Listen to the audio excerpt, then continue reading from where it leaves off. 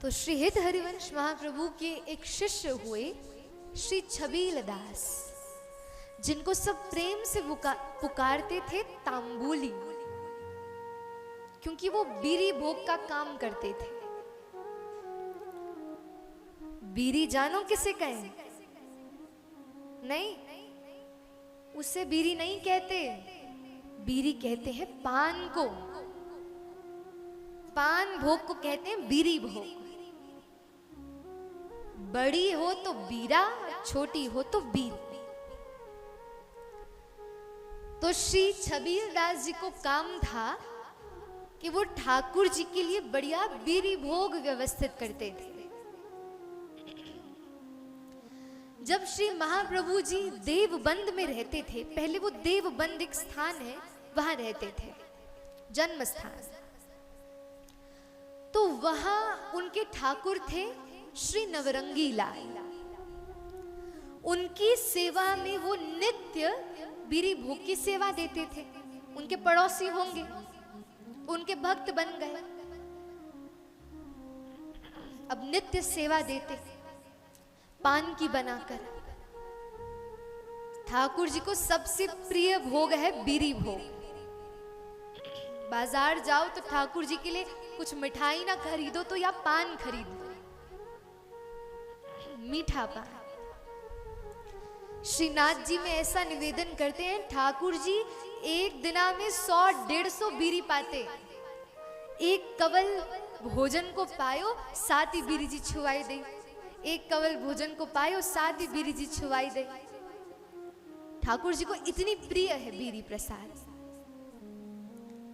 और किसी को यदि जैसे बिहारी जी गया, राधा वल्लभ जी गया, राधा रमन जी गया, तो बीरी भोग मिला प्रसाद में, तो मान लेना कि कोई भी प्रसाद ठाकुर जी के मुख से छुआया नहीं जाता, मतलब दूर से दिखाया जाता है। लेकिन एकमात्र बीरी भोग ऐसा है जो ठाकुर जी के अधरों से छुआया जाता है। इसलिए जब कभी प्रसाद में या बीरी भोग मिले तो ये बात सोच लेना कि ठाकुर जी को अधरामृत मिला है, साक्षात अधरामृत मिला है। तो श्री छबील दास जी की ऐसी सेवा थी। कुछ समय बाद महाप्रभु जी वृंदावन आ गए। श्री राधा वल्लभ लाल उनके सेवित ठाकुर हो गए और अब वो सेवा करने लगे। अब वहां छबील दास जी का मन नहीं लगता। उनके मन में नित्य भाव बनता कि मैं ब्रज में जाऊं, महाप्रभु जी के सानिध्य में रहूं, वहां ये सेवा करूं, कितना सौभाग्य है। तो ऐसा ही उन्होंने भाव बनाया और वो सब कछु छोड़ छाड़ के ब्रजधाम आ गए। महाप्रभु जी को प्रणाम किया, बड़े प्रसन्न हुए देखकर। अरे तुम छबील दास, अच्छा तुम यहां भी श्री जी की ऐसी सेवा करोगे? बोले जी महाप्रभु। बोले अच्छा एक बात, ऐसी सेवा करना कि पान जो है वो थोड़ा सख्त मत रखना, थोड़ा इतना मुलायम रखना कि ठाकुर जी के मुख में रखते पिघल जाए।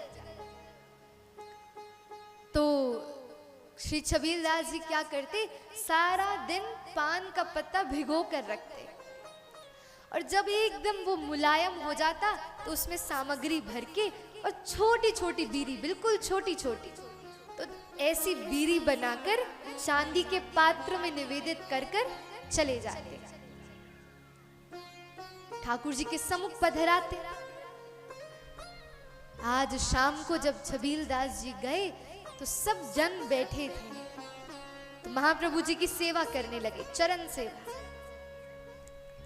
महाप्रभु जी बड़े प्रसन्न हुए, बोले अरे छबील दास, तेने तो बहुत बढ़िया बीरी बनाई, क्योंकि ठाकुर जी को लगने के बाद तो आचार्य उसको ग्रहण करते हैं। अरे अरे मोको इतनी बढ़िया लगी तो ठाकुर को कितनी बढ़िया लगी होगी। अरे आज मैं तेरे से बड़ा प्रसन्न हूं, तू मांग ले, कछु मांगना है तो। श्री छबील दास जी बोले नाथ, सब कछु तो आपका है, क्या मांगू? बोले मांग लेना, कुछ तो मांग।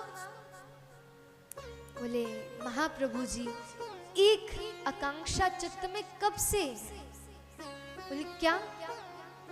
बोले मैंने सुना है कि जो राधा वल्लभ लाल है या प्रियालाल विभिन्न होकर आपको नित्य दर्शन देते हैं, आपकी गोद में बैठते हैं, आपसे वार्ता करते हैं, आपके हाथ प्रसाद पाते हैं। आप कृपा करो ना, कभी मुझे भी ऐसा अवसर मिले, कभी मुझे भी ऐसी स्थिति मिले। महाप्रभु जी हंस दिए। बोले हर एक के साथ तो ऐसा संभव नहीं है, पर फिर भी उन्होंने कह दिया चल तो को दर्शन है जाएगा। ऐसी मजाक में कह दिया। श्री छबीलदास जी ने उस बात को चित्त में ले लिया। गुरु आज्ञा कभी भी गलत नहीं हो सकती। अगले दिन सवेरे सवेरे श्री छबीलदास जी स्नान ध्यान करके बीरी भोग लेकर आए। अब मंदिर में घुसे तो कोई भी नहीं, ना तो महाप्रभु जी, ना उनका परिकर, ना कोई सखी, ना कोई बाबा, कोई भी नहीं था।